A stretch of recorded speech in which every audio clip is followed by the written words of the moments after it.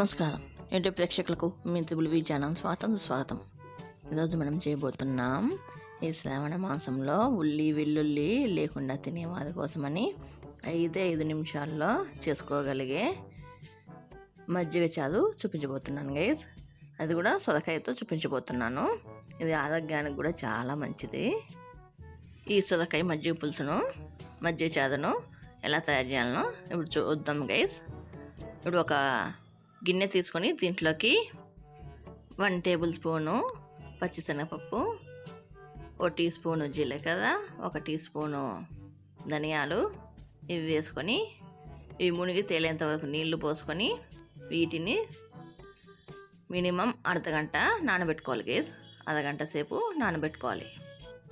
ఒక half an hour తర్వాత ఒక మిక్సీ జార్ తీసుకొని దాంట్లోకి ఒక 4 పచ్చిమిరపకాయలు, అలాగే 2 టేబుల్ స్పూన్ల పచ్చి కొబ్బరి, ఈ నానబెట్టుకున్న శనగపప్పు మిశ్రమాన్ని నీళ్ళతో సహా వేసుకొని మెత్తటి పేస్ట్గా మిక్సీకి వేసుకోవాలి. ఇలా వీలైనంత మెత్తటి పేస్ట్గా మిక్సీకి వేసుకోవాలి. చూడండి గేస్, ఇట్లా వెన్నెల నోట్లో వేసుకుంటే కదిపోవాలి. అట్లా ఇంత మెత్తగా మనము మిక్సీకి వేసుకోవాలి. దీన్ని పక్కన పెట్టేద్దాం గైస్.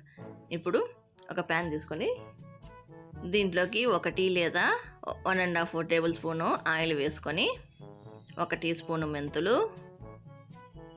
1 టీ స్పూన్ మినప్పప్పు, 1 టీ స్పూన్ ఆవాలు, 2 లేదా 3 ఎండుమిరపకాయలు వేసుకొని వీటిని ఎర్రగా వేపుకోవాలి. ఈ పోపు అంతా ఇలా ఎర్రగా వేగిన తర్వాత దీంట్లోకి మనము 200 గ్రాముల సొరకాయను తొక్క తీసుకొని ఇట్లా చిన్న ముక్కలుగా కట్ చేసుకొని వేసుకొని లో ఫ్లేమ్లో మాత్రమే వీటిని మగ్గనివ్వాలి, ఈ సొరకాయ ముక్కల్ని. అలాగే దీంట్లో కొంచెం పసుపు, రుచికి తగ్గట్టుగా సాల్టు, కొంచెం కరివేపాకు ఇవన్నీ వేసుకొని బాగా కలుపుకొని 1/2 టీ స్పూను ఇంగువను కూడా వేసుకొని కలుపుకొని లో ఫ్లేమ్లో మాత్రమే ఈ సొరకాయ ముక్కలు బాగా మగ్గేంత వరకు మగ్గనివ్వాలి. మనకి స్పూన్తో అలాంటి ఇవి విరిగిపోతాయి, అంతవరకు బాగా మెత్తగా మనకు అనిపిస్తుంది. దీనిలో చూస్తూనే తెలుస్తుంది గైస్ మనకి సొరకాయ ముక్కలు మగ్గింది లేంది. మూత పెట్టుకొని మగ్గనివ్వండి, తొందరగా మనకి మగ్గిపోతాయి మూత పెట్టేసుకుంటే.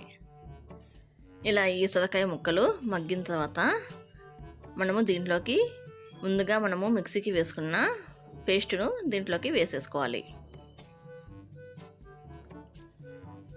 ఇలా ఈ శనగపప్పు మిశ్రమాన్ని కూడా పేస్టును వేసుకొని కొంచెం కలుపుకోవాలి.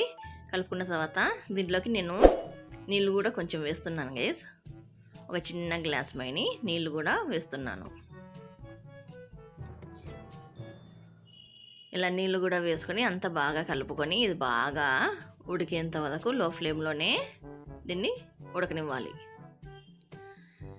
ఇలా ఇదంతా బాగా ఉడికిన తర్వాత దీంట్లోకి మనము 1/2 లీటర్ నుంచి 3/4 లీటరు మజ్జిగను దీంట్లోకి వేసేసుకోవాలి. చిక్కటి మజ్జిగను. మరి మనకి మజ్జిగ చిక్కగా ఉండకూడదు, అలాగని నీళ్ళగా ఉండకూడదు.